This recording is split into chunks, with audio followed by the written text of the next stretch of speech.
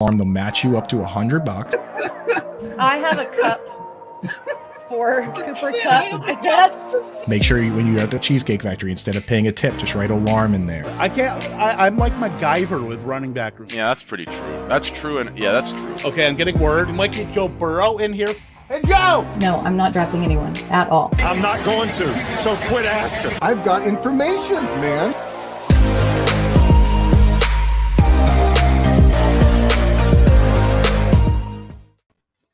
Lightning House, let's ride. It is Lightning Round presented by Fantasy Alarm. I am Kevin Tompkins, Britt, Flinn to my right on the screen. And no, even though the trade deadline did not pass, we did not trade Coop straight up for Gary. We got a package of picks as well.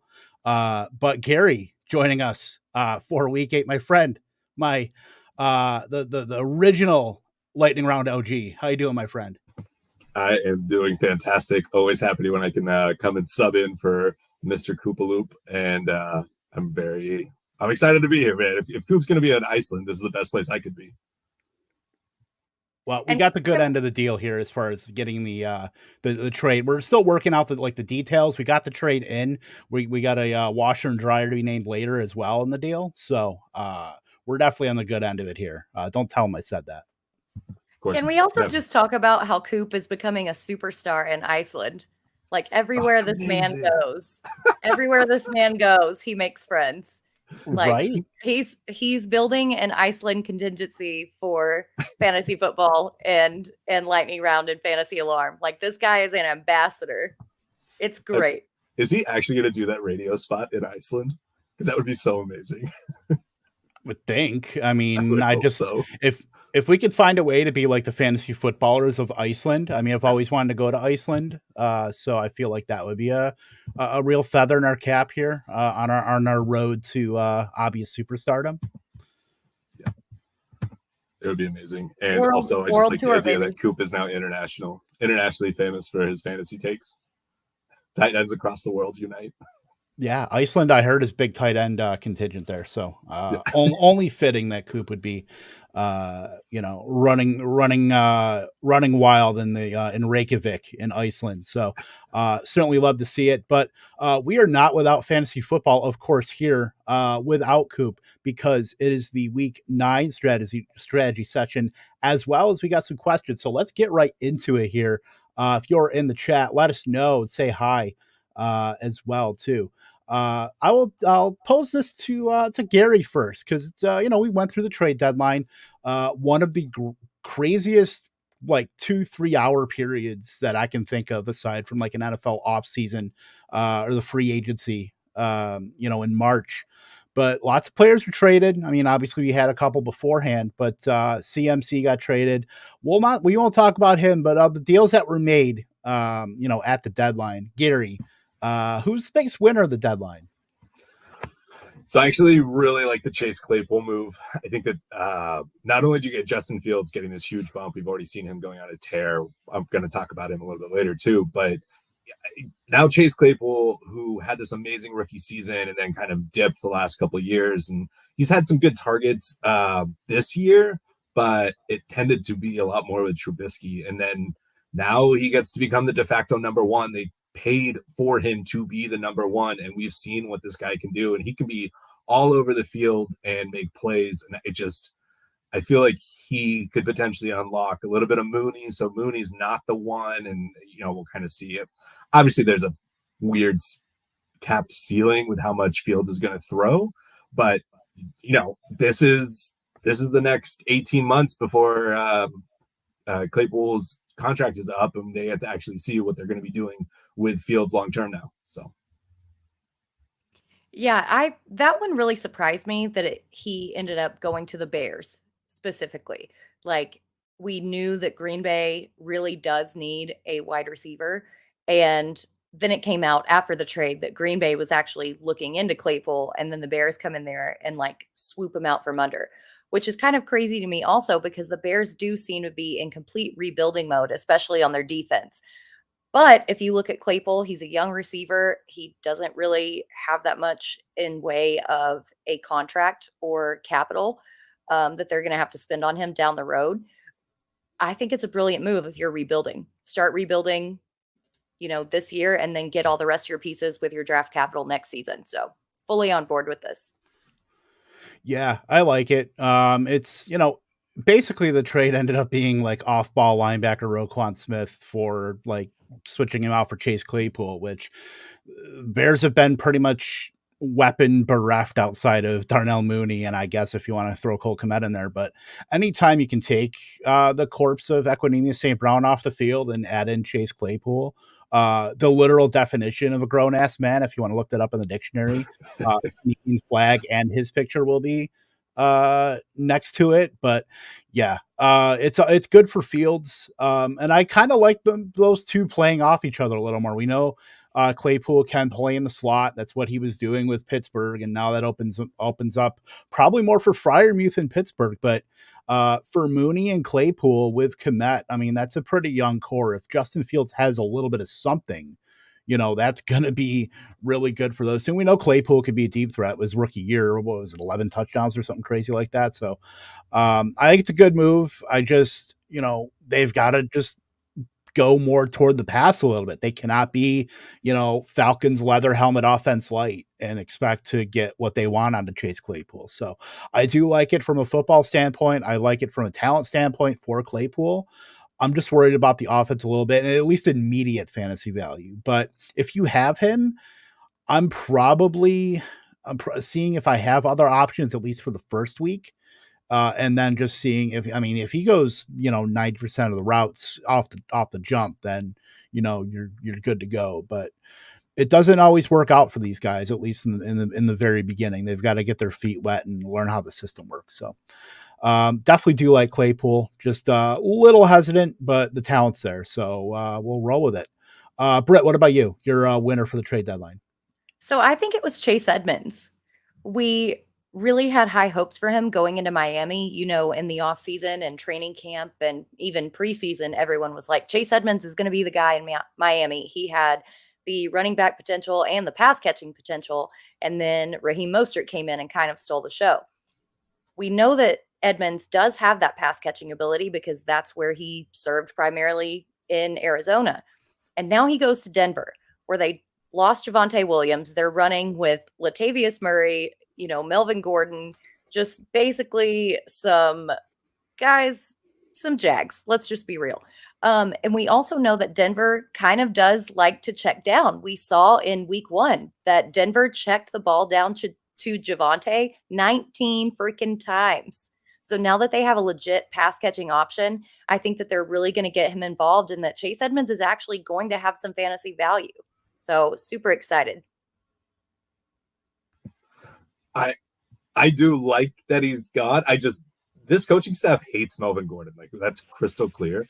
They seem to love Latavius Murray. So I do think it'll take 2 weeks and they're on a bye. So who knows? Maybe we come out and Edmonds ends up being the starter, whatever. They say that Melgo is going to be the starter, but that doesn't sound realistic to me. These guys love Latavius. So if he can beat out Latavius, which I don't think there's a ton to beat out there, except for they seem to trust him a lot in pass protection. So if he can prove to be a better pass protector, then I think that they'll roll with Edmonds. But let's be crystal clear. Edmonds looked like total garbage in Miami. So he's got a lot of rebuilding to do, and they'll find out in the next, 15 days, whether or not he was worthwhile to bring on, even if he was not the main piece of that. Well, so I don't think he's going to be like the starter, but I do think he's going to have value in like a la a Nyheim Hines thing. Like, I guess I should have included that in there. Yeah. Yeah, I'm a little perplexed by the move. I guess it was just to get some of the salary off the books there in a fresh start for Edmonds. Yeah, Chase Edmonds was dead last in rushing yards over expectation. And just, as we know, the whole goal line thing with only 8 career carries inside the 5. So, I mean, we're not ticketing him for that kind of work. That's probably going to stay with Latavius Murray, Melvin Gordon to some extent. So yeah, you're basically hoping that he can be a kind of a version of Nyheim Hines. And I just don't think that, he's RB 48 right now. I'm just not enthused by at least this move. Denver is collecting running back, like dead running backs at this point. They're basically like last year's Ravens, and at least last year's Ravens were productive with Murray and Devonta Freeman and Le'Veon Bell and all these and Tyson Williams. But I mean, it's not great, Bob. So McDaniel hated Chase Edmonds more than Dever hated Melko. Yeah, he's definitely in contention there. But yeah, I'm just it's not a great move for me as far as for fantasy. I mean, he's rosterable, but eventually I think he just hits the waiver wire and then somebody else picks him up on some false promises and lather, rinse, repeat. For me, I like Nyheim Hines to Buffalo. I think Devin Singletary's role is a bit safe. They tend to roll him out in high leverage situations. They love trusting him in, neutral game scripts, running the ball and catching passes. So I think Devin Singletary's fine. I don't think there's going to be any threat to his workload, even though Nyheim Hines is pretty underrated as far as a ball carrier. Obviously, we know he's a really, really good kickoff punt return guy. And in the offseason was rumored to be taking some slot work, which came to fruition a little bit, but we all got our expectations super high on Nyheim Hines. So going to Buffalo, much better offensive environment there. I think he works his way into the slot conversation with Isaiah McKenzie not really taking a lot of the opportunity that was afforded to him. Obviously, Jamison Crowder hasn't really worked out that well. They've been a little bit more hesitant to throw Khalil Shakir out there too. So, I mean, Nyheim Hines at least can be another weapon for a great team and just another weapon for Josh Allen to throw the ball to. So I do like this. And I think just based on the offensive environment and the opportunities that he might get in Buffalo, I think Hines is a big winner here. And I think he's going to be get an upgrade in value. I don't think he's going to be cracking top 24 most weeks, but I think he can flirt with being a very low end wide receiver to a good flex or running back two and a good flex. Yeah. And we kind of touched on it with Chase Edmonds. Buffalo went out and they tried to trade for JD McKissick. They wanted a pass catching running back. And then that didn't work. He went back to Washington. They tried to draft James Cook, but James Cook has really kind of not lived up to their expectations in pass pro. And so Nyheim Hines is actually this guy who's been proven year after year, who can be this guy who can fulfill all of these roles and actually have an immediate role, especially on a championship competing offense. So I love it. Gary, what do you think? So we know that they've been trying to fill this pass catching role for how long? I mean, they were in on JD McKissick. They drafted James Cook, and now they're going here. I want to know what they're going to do. Like, that's what I'm excited for, because they clearly wanted this. And is it just a replacement in case for a stretch run? I mean, they're clearly like the odds-on favorite. Does Allen even pass to the running backs? All I know is that I see when he does, and he's like, he does it great because he's freaking Josh Allen, dude. He's awesome at everything he does. So I agree with he's a huge winner. I agree with he probably won't crack top 24. I think that this is just that offense just getting stronger and stronger. And it's such an indication to me that James Cook either just isn't ready or they feel like they busted already on that second round pick. So, hey, Devin Singletary and Hines, they're going to split more than JT and Hines were. So no matter what, his stock to me is looking up from where it was before. Yeah, it's like, it reminds me of like an MLB deadline where like the really good team gets a really good left-handed reliever. Like, it's not going to jump off the page at you as far as a great move, but for like the total team aspect and coming in like crunch situations, it's like just so invaluable of a role. Like, that seems to me that's Nyheim Hines in a nutshell for me.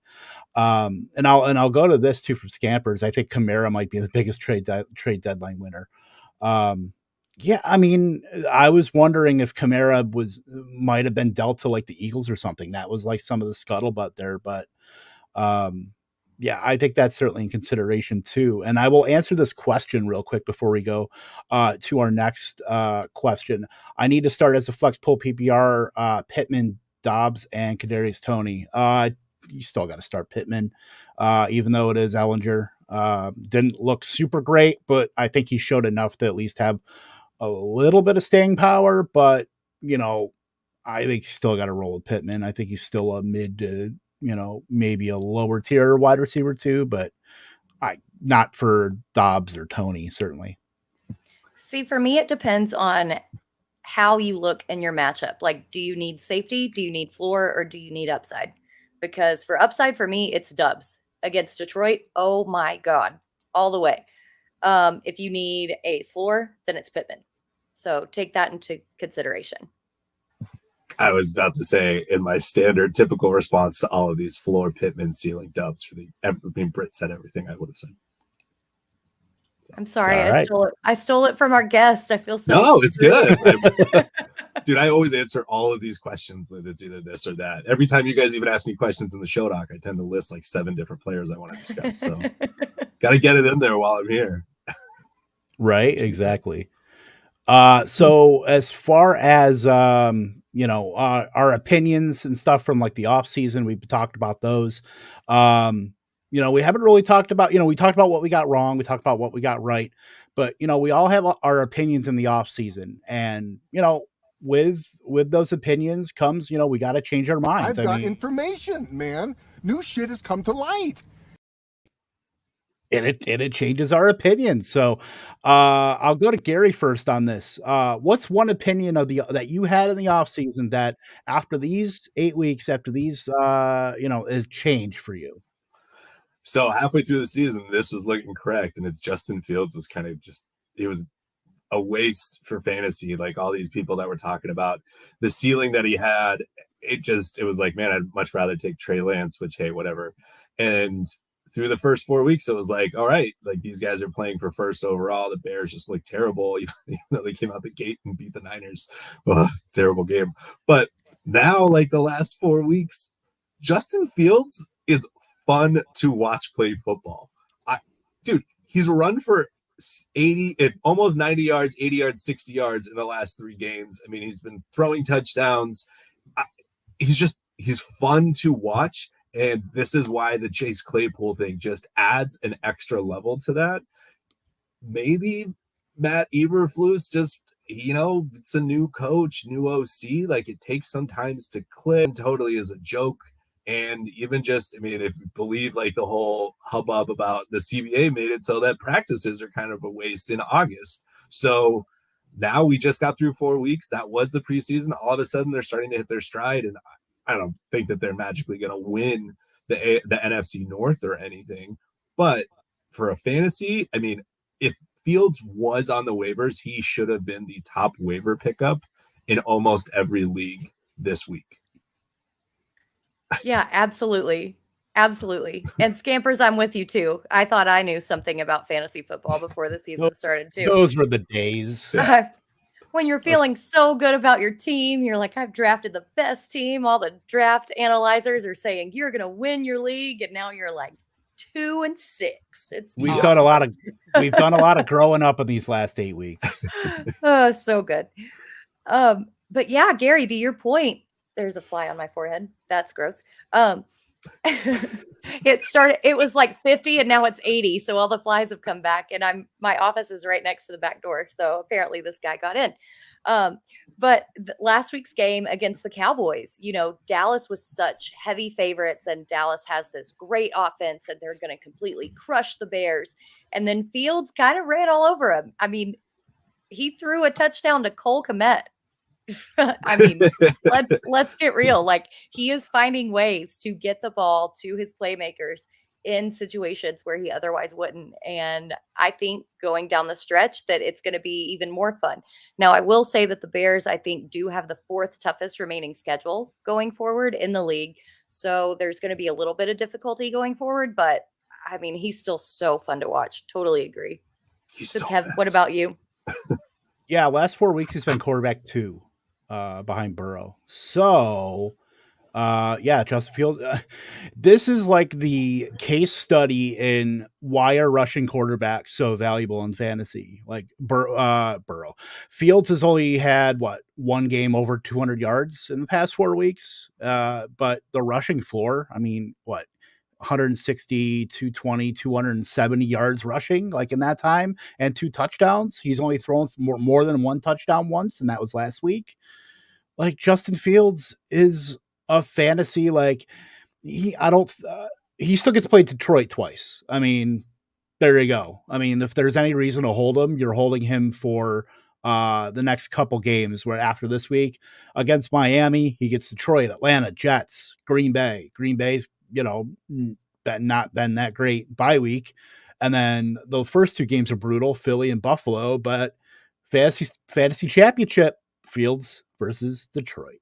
So, Justin Fields, you're not, it's weird because if you picked up Fields off of waivers, more than likely you either needed a quarterback or you had just a guy that you wanted off the bye weeks. But either way, you're sitting in a good spot. So hopefully you don't have to make a big decision whether to start like Justin Herbert or Justin Fields. But if you had like Trey Lance and you picked up Justin Fields, you're loving life right now. So Justin Fields, he could be a league winner. He could win you a championship. That's wild to say in 2022, the year of our Lord. I love it. I love it. We're in the upside down. We are through the looking glass here, people. Let's stay with that team though, Britt. Opinion from the offseason that has changed for you. Yeah, I'm going to go in the opposite direction, saying that I thought this guy from the Bears was going to be really, really damn good. I thought the target share, especially the one that he had last year as the quote number 2, was only going to increase this season, that he was only going to get better, that his matchups were going to be better because they were going to be working from behind, This guy's Darnell Mooney. Like, I really thought that Darnell Mooney was going to be a thing, and he's not. Through 8 weeks, he has had 44 total targets, and that's even kind of inflated by that 12 target game that he had in week 6. Even with that 12 target game, he still only has 5.5 per game on the season. I mean, it's terrible. It looks awful. The guy is not wide receiver 1 material, at least at this point in the game. And it hurts to admit that I'm wrong, but I was wrong on Darnell Mooney. Maybe the second half we can see it. He goes back into that wide receiver 2 position. All of a sudden, we got some magic going. I would love it. I would love to see it. At least like slightly vindicate me so I don't have to claim a capital L, maybe just a lowercase L on that one. Yeah, recreate some magic. Darnell Mooney, Daddy Magic. Let's go. There's a new nickname right there. Daddy Magic Darnell Mooney. Let's go. The receiver he thought we were drafting in the end of the 5th round, start of the 6th. But I mean, at least it's not an Allen Robinson. Let's just say that. That's a pretty low bar to clear. But I would say that he's been fine in that regard. Just he hasn't scored all season either. So I mean, the targets at least are coming up from the first 2 weeks, but outside of that 12 he doesn't have anything over 6 besides that 1 12 target game in week 6. So I mean, he's hard to start. I mean, it's kind of you're hamstrung into starting him in your flex spot, but you don't ever feel great about it. You're just hoping that he pops off for that long touchdown when you have him. So not what you wanted out of your mid-round pick, certainly in the RB dead zone, but it is what it is at this point. My opinion from the offseason, and this is really my opinion from like the last couple years, but we'll just say it's from the offseason that Nick Chubb might just be a league winner. Take that, Kangas. Clip it. Clip it. Yeah. We have got to clip it. Yep. Clip that shit. So I mean, say what you want about the Cleveland Browns. He's relevant. He's number 3 right now behind Austin Eckler and Christian McCaffrey as far as PPR.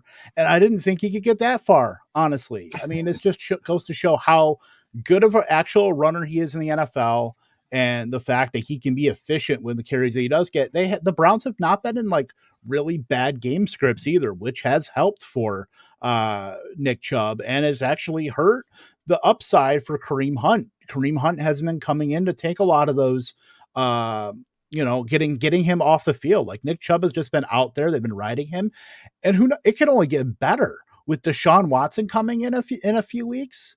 Like Nick Chubb, I don't think we're going to ever, say that he's an Austin Eckler gaining, 6-7 targets per game or anything like that. But just based on efficiency, like he is like the Jonathan Taylor play of last year, where he can be so efficient with the opportunities that he gets as a really, really good real life runner. I fucked up. I was wrong. Nick Chubb's a league winner. Clip that one instead of the one before. You can clip them both. I don't care. I love it. It's so nice to hear you finally come to the force side. First of Alan things. Lazard and now Nick Chubb. Like You're having an identity crisis at this point in the season. Like, what are we doing to you? What is the NFL doing to you at this point in the season? I'm down bad, Britt. I'm down bad. I love it so much. I've always loved Chubb. I loved him when he was at Georgia. I thought that a second round draft spot for him was an absolute steal. And then going to Cleveland, who really doesn't care whether or not they're down. They are going to stick to their guns. They're going to run the ball. They're going to play leather helmet football, like you like to say, Kevin.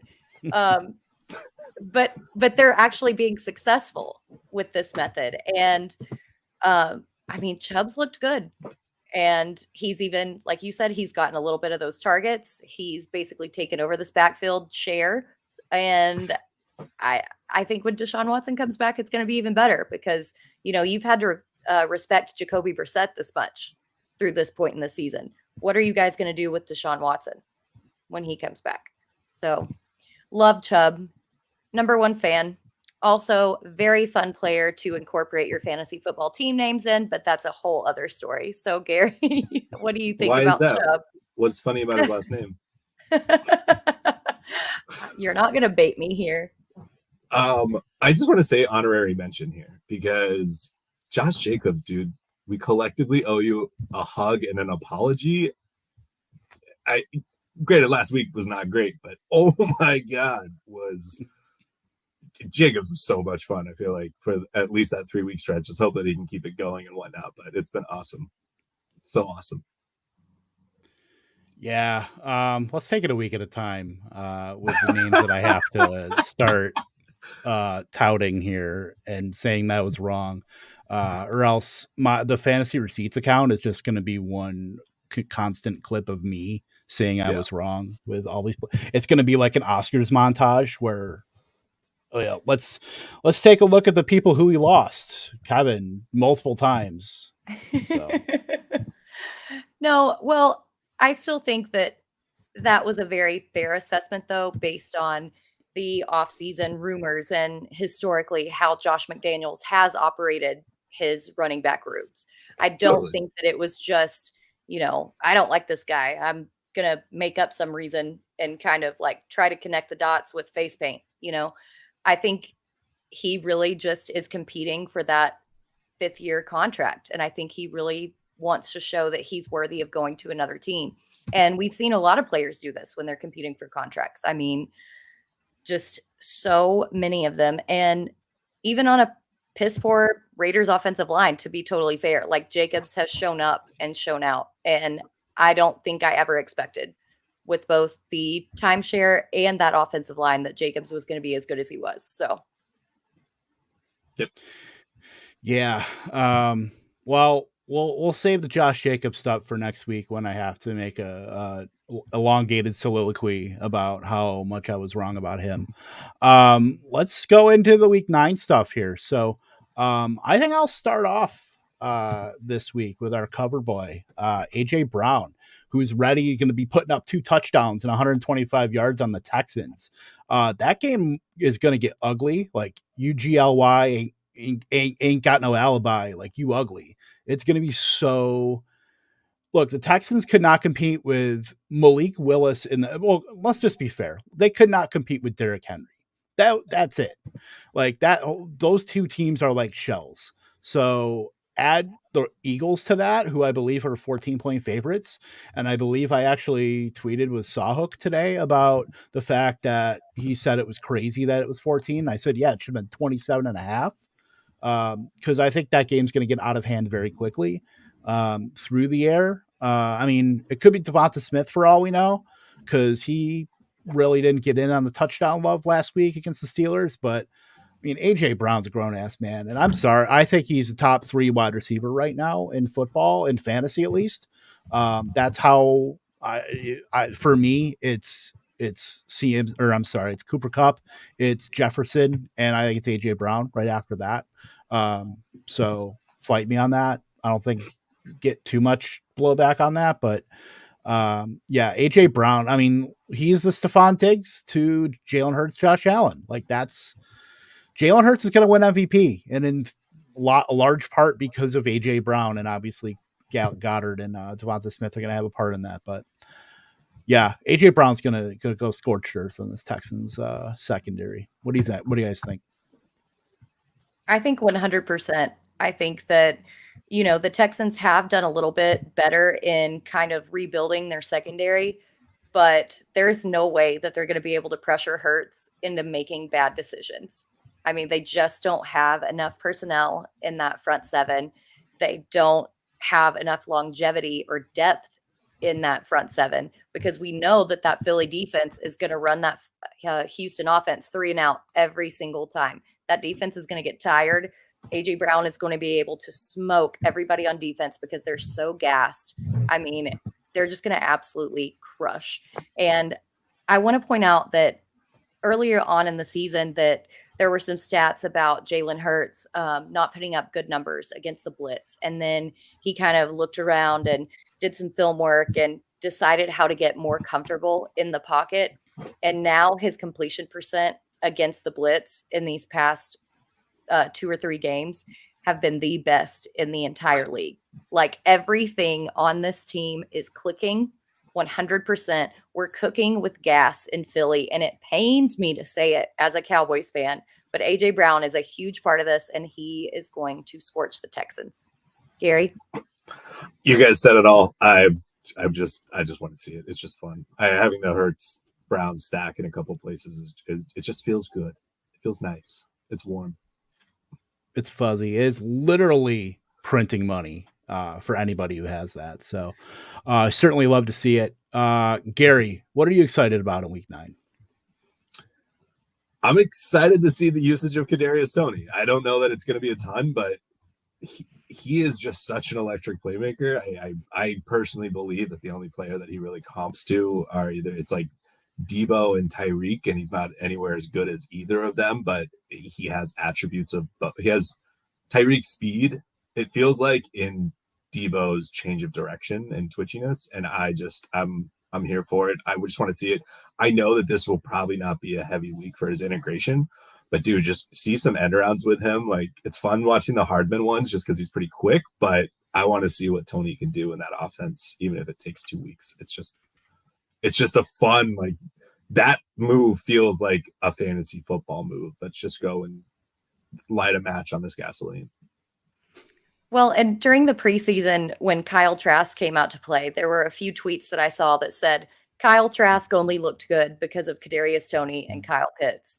And I'm so excited to see him in an actual offense that will utilize him in a passing role. I know he still has a lot to clean up on his route running. He's a young player. That can be done. Do you really think that Mahomes is going to care if he screws up a little bit on his routes? No, Mahomes is going to sidearm it to him. He's going to be fine. He's going to find the back it to him. Yeah, right. It might take him a week or 2 to get familiar with this offense, but I mean, hell, we even saw a couple weeks ago, Mecole Hardman scored 2 or 3 touchdowns. Let's get real. Anybody on this offense can score at any time. And having this weapon, especially a guy with this skill set who magically isn't hurt anymore, is pretty damn exciting. Yeah, he is that that gif of Kevin Nash, like he is in the leg cast and he takes off the blanket and just gets up and walks away. That's Kadarius Toney right now. But we know the dude's talented. I mean, he had that game against Dallas where he just looked like he was on another planet. He had 189 receiving yards, 13 targets in that game last year. But he's also can be used, as they love to use Mecole Hardman in the rush game, and they love the pop-up passes. Like Kadarius Toney can be like an upgraded version of that. So I actually don't like Mecole Hardman as much going forward. I think this kind of signaled, I'm not going to say the end of Sky Moore, but as far as him being a thing this year, I think that's kind of being tucked away and put between the pages. So if we can get Kadarius Toney to about 50-60% of the routes, if he's feeling good, if he's healthy, that's the main thing, where he's saying he's healthy, but it remains to be seen. But I'm very excited about seeing Kadarius Toney in this offense. I mean, we know it's going to be MVS and Juju, but I think Toney probably is a parallel as far as athleticism, just size and speed adjusted to MVS, because we know MVS is like a 6'5" freak that can run a 4.4. But I think Kadarius Toney, easy for me to say, is right up there with him. So I'm very excited. I mean, the rich get richer, and and then there are the rest of us. Yep. And then here we are rostering Velus Jones Jr. So let's go over to Britt for what you're excited about. So I'm excited about this Seahawks Cardinals matchup, because the first week we were completely misled and led astray by everybody thinking that this was going to be a shootout. It was like a 50.5 over under. And then the game ended up 19-9. 19-9. What's different within this past 2 weeks? DeAndre freaking Hopkins is back with the Cardinals. That is what is different. And I am so stoked to see what is going to happen now that the Cardinals have one of the best wide receivers in the entire league back with them. Now that DK Metcalf is presumably healthy. I know he was limited today, but they said he was limited all week last week, and then he, did what he did. And being in Arizona, I think this is going to be a completely different atmosphere than it was in Seattle. Seattle is notoriously loud, notoriously difficult to play in. I think we are finally going to get the shootout that we were promised 2 weeks ago with the Seahawks Cardinals game. And I cannot wait. Did Walker play in that game? I think so. It's so weird to me. That was 2 weeks. Was that the game that Penny got hurt? Yeah, he did. He 97 and a touchdown. With okay, that must have been the week after. It feels like it was forever ago. It does. That's what 8 weeks does to you. But I mean, but they weren't forced to pass any because Arizona was just so flaccid on offense. Yep. Right. Yeah. Now I think they actually will have that firepower with Hopkins. Well, there's just so many pieces between those two offenses now, that are fantasy relevant. I mean, I think Ertz is top 5 right now, maybe top 6. Then you said Hopkins. Rondale Moore has shown up as being like a flex guy. Plus, then you have Kyler, and you have whatever back is going to be there. You're still going to probably start them. And then you have what? You have Gino, who's crazy, actually relevant now. And then the Walker, the 2 wide receivers, and hell, I mean, maybe you're going to have a Disley sighting, Big Montana or whatever coming out. Yeah, who had Seattle being good on their bingo card? Because not me. I mean, let's be honest. Yeah, DeAndre Hopkins has a 37.5% target share in the last 2 weeks since he's been back. He has clearly proven he is not. He's been working out the last 6 weeks. The first 6 weeks of the season, and now the dude is he's absolutely everything that they needed once they lost Marquise Brown. He just stepped in and they did not lose a beat. I mean, granted, they're still kind of losing games they should win, but at least they're doing it with Hopkins for fantasy purposes. So I guess beggars can't really be choosers. But Hopkins is just that dude. I mean, he could easily finish from the rest of the season as a top 10 wide receiver, just based on the pace. The dude could still put up 80, 90 catches, even missing 6 games. And that's just wild to me. But, and I was a guy that was kind of counting him out, but at least at that price that he was going at, knowing he was going to miss the first 6 weeks, it was definitely worth it to be able to get a stud like that. So, I will say I did take Godwin more than Hopkins because they were about the same price, but, still both really good, payoffs there if you held on to them for the first, few weeks of the season. So yeah, Hopkins is that dude certainly, and I am excited to see him as well. Going over to the things that we're nervous about, Gary, I'll start with you on this one. So we talked about the Packers Lions matchup, and honestly, Aaron Rodgers, if Aaron Rodgers doesn't do it this week, I don't even know what to expect for Rodgers' ceiling in a game that he should crush. You're preaching, buddy. Unless Lazard is in, I just don't know. Or he's able to get multiple touchdowns from Aaron Jones. Regardless of what you think about Alan Lazard, he is a trusted weapon for Aaron Rodgers compared to these youngsters who are getting called out by Rodgers. So you really just have Aaron Jones. It's not like AJ Dillon's doing much. I think this is the last week where you're forced to start him. And if he does not put up a top 12 finish, I would actually even say a top 8 finish. I think that he's droppable. He should not droppable. He should be dropped. More than just droppable, he should not be on rosters. Yeah, I had that same feeling last week. But my only backup was Daniel Jones. And I was like, you know what? Fine. I'm tired of holding on to the name recognition of Aaron Rodgers. I'm going to start Daniel Jones.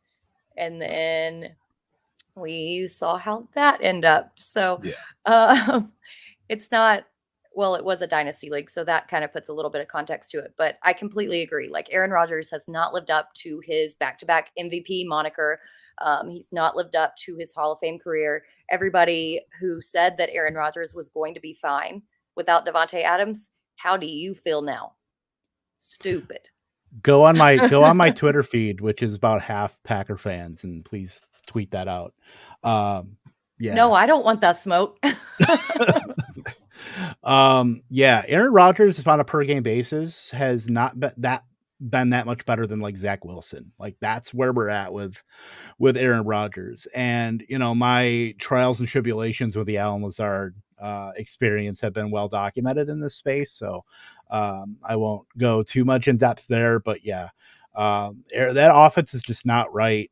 You take away a Pro Bowler, or you take away an All-Pro wide receiver. I wonder what's going to happen. Oh, but they were 7-0. Okay, well, here comes the other side of variance because it's Aaron Rodgers, and he does not. Alan Lazard's profited, I guess, and then Dobbs had a touchdown.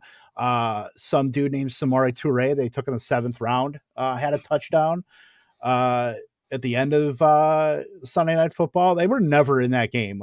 The game was 27-17. That game that was never in doubt by Buffalo. So, the Packers are not in a good spot. And let me just say, Twitter was absolutely reasonable and fantastic after Green Bay did not acquire anybody at the trade deadline. So, good ups on them, I guess. But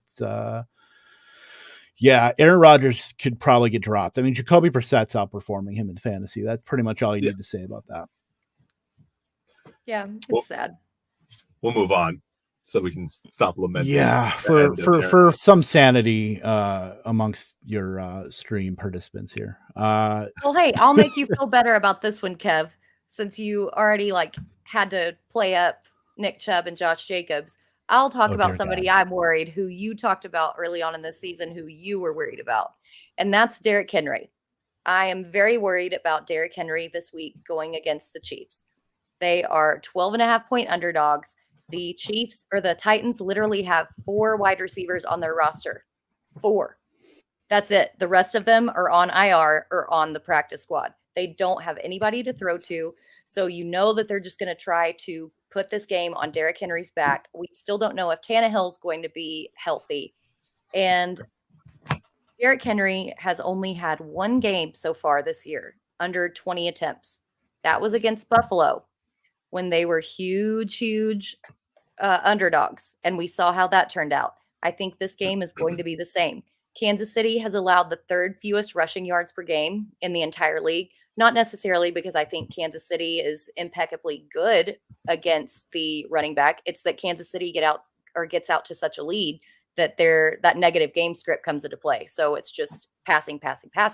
But either way, I don't really know if Derrick Henry is going to have the kind of fantasy day that we want and or expect from him, especially as a first-round running back in a week that we have 6 buys, and we really need him to perform. Yeah, that must mean Derrick Henry's the 7th buy. At least for this intrepid Britt Flinn here. But yeah, I mean, he's already, limited in practice with the foot injury. I'm pretty sure it's just the same. Not sure if it's a re-aggravation or whatnot, or just some general soreness, but that's typically not great for a running back, some say. So I am a little bit concerned there, but yeah, he was going up against what essentially was Glass Joe from Mike Tyson's Punch-Out with the Texans last week, and now goes up against, the Chiefs can be run on. I mean, that's no secret there, but when you are the offense, that's probably not good. Yeah, and you said there were 4 wide receivers, Britt. I would classify that as 1. Robert Woods. I was being charitable, all right? I was being charitable. Well, charity stops here, Britt. When it comes to the Titans pass catchers, when you go on my target report, you will see that is emphatically true whenever I talk about the Tennessee Titans. But yeah, I guess it's gonna be very we already talked about UGLY, ain't got no alibi. It could be ugly. Gary? I love it. No, you guys, I got nothing else to add. The only saving grace that the Titans have is that Frank Clark was suspended for 2 games. So, but let's be honest, they still are going to get overmatched. And Derrick Henry's amazing, but you can only do so much when you're down 3 scores. Yep. Exactly. And then let's get to mine. Mine is the Chargers. So, I guess I can just remove Austin Eckler from the equation. Yeah, basically. But Mike Williams is hurt. Keenan Allen said his hamstring got worse since the bye week. Like, what were you doing? What were you doing? Like, pliéing? Were you like in like the Nutcracker or something like that and doing pliés? Not that I know about ballet or anything, but good God, like, how does that even happen on a bye week? So right now you're running out who is a jag, Josh Palmer, DeAndre Carter, Gerald Everett, Justin Herbert's already banged up with a rib injury. Like, the Chargers are like legitimately like the 7 or 8 years ago Chargers, where it seemed like everybody and their mother got hurt. Like, they're making a nice return to that, which is, I don't know if it's a tribute piece by Tom Telesco and those guys, but good on them for always remembering who came before you. So it could be ugly for the Chargers outside of Austin Eckler. I'm not enthused. It doesn't sound like they're going to have Keenan Allen back anytime soon. When he was out there before the bye, he ran 20% of routes and then didn't play at all in the second half. So just very concerned overall. Well, and this is a good way to segue into some DFS advice. I know when I first started playing DFS, I like to look at matchups and be like, oh, but they're really good against this guy or this defense, and they're really good against this defense. Take into account the factors of all the players on this team that you don't have playing. Because if you don't have a pass game, it doesn't matter how good Austin Eckler is going to be against this run defense. If they don't respect the pass, they are going to stack the box and completely destroy you that way. And that is just going to kind of implode on you. And I think you're completely right, Kevin. I'm super worried about the Chargers as a whole. Over the past 3 games, Justin Herbert has only put up 14 points per game in each of the past 3 games. That is terrible. So, yeah. Gary, what do you think? It just makes me so sad. Like, Justin Herbert's so good, and he just keeps getting screwed over. Like, physically gifted, just an awesome quarterback. But I don't know. What else do you want to do? Like, when your top 2 guys are out. Gerald Everett's going to be a solid start, and so is Eckler. And that's it. You're starting Herbert because you can't not. I don't know. Fields or Herbert? Are you going to start Fields? Yeah. I think so. I think so. That's a good I mean, question. that's probably like the dividing line right there. Like Aaron Rodgers, Justin Herbert. I think Shouldn't have asked Rodgers. dirty. that's I so feel dirty. gross. I shouldn't have Rodgers, done I don't feel good about it. that. Yeah, I Like, think the mean, same. It's a crap situation. Like I have to decide Dalton or Herbert, and I'm just like I have to go Herbert. Oh, Anyway, so yes, feel I think good. that question just it emphasizes how crappy it is, and I can't imagine being was it Telesco? Is he the owner of the Chargers? I can't even remember anymore. The GM. GM, thank you. It was just they always get screwed over. Yep. Yeah, and the worst thing about it is they get like the ultimate pass funnel matchup against the Falcons this weekend with AJ Terrell out, and they can't even like take advantage of it. Like, go stash DeAndre Carter, I guess, for what, Stone Min, or at least 3,500 on DraftKings. It's got to be, or like when the Falcons traded for Rashad Fenton, it made me wonder how long AJ Terrell's actually going to be out for. The fact that they were like, we have to go get something just to have a body in there. And they also traded Dean Marlowe to the Bills, which I thought was hilarious because he was the guy that got torched by DJ Moore on that long play, and the Bills were like, we have to have that guy. It makes no sense. Can you get torched by Tyreek Hill too? Right. All right, come on, 7th rounder, let's go. Yeah, because I know we had Scampers in here talking about, is it gross to be excited about PJ to DJ? No, it is not gross. If anything, I don't think you're excited enough. Because not saying that PJ Walker is like the next coming of Kurt Warner, but like it's good for DJ Moore. And I'm sorry, that penalty for taking off his helmet was just 100% bullshit. And actually probably can cost them the game, I would say, too. So yeah, not great. We'll run through. Yeah, we're gonna rapid fire these the last part of our strategy section here with one question that we want answered about players. Said lightning round. The entire show was predicated on the idea of lightning round. That's what we originally wanted to do here. You went with rapid fire. Come on. I don't know what you're talking about. Well, okay, so we would have rather had just flames instead of. I would have rather had lightning. Honestly, I would rather have lightning versus the flames. I don't know. I'm a lightning guy, as I have epilepsy and they give me seizures. Anyway, one question that we want answered about a player situation week 9. I will do mine real quick. Can Travis Etienne be an RB1 rest of the season now that he has a little competition around him and some likely negative game scripts that will allow some passing to him? I'm very excited about the Travis Etienne experience now. And it's not just because I have him as my running back in Kings Classic. Yeah, I mean, they shipped out James Robinson. He got all the work like we pretty much thought that would happen. He is just a master of ripping off chunk plays. Yeah, I mean, what do you think about Travis Etienne RB1 season? We'll just go around real quick with that. I'm here for it. Yeah, no question. Like 100%. I had to look at the show doc to say, is he saying the RB1 or an RB1? And you're saying an RB1? No question. The RB1 from here to the end of the season. It's a bit frothy. Say no. Like it's a little spicy, but he could get there. If CMC was on the Niners, I would say it's possible. And me and my infinite, my great Grammarly here, I put RB1 because RB1. RB1. Britt, the question you want answered about a player situation in week 9. So I really need to know: are the Carolina Panthers going to split carries between Donta Foreman and Chuba Hubbard like they did that first week after they traded CMC? Because all of us who were at work and were bartending when that trade went down, and somebody had already picked up Donta Foreman in several of the leagues, and so they got left with Chuba Hubbard, desperately needs to know, can we start him, or is Donta Foreman going to be the guy going forward? Gary?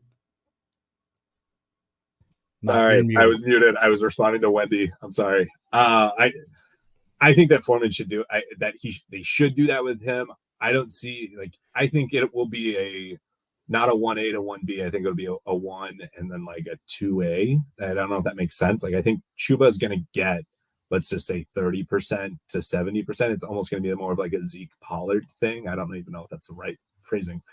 I think that Foreman could be the future for that team, and that they could ride him for the next 1 to 2 years and just don't worry about it. Like, he does not have wear on the tires other than the Achilles, but he's clearly recovered. It's been several years. I love it. I think he's going to be awesome, and they can actually use him to not spend a pick on a running back in the draft.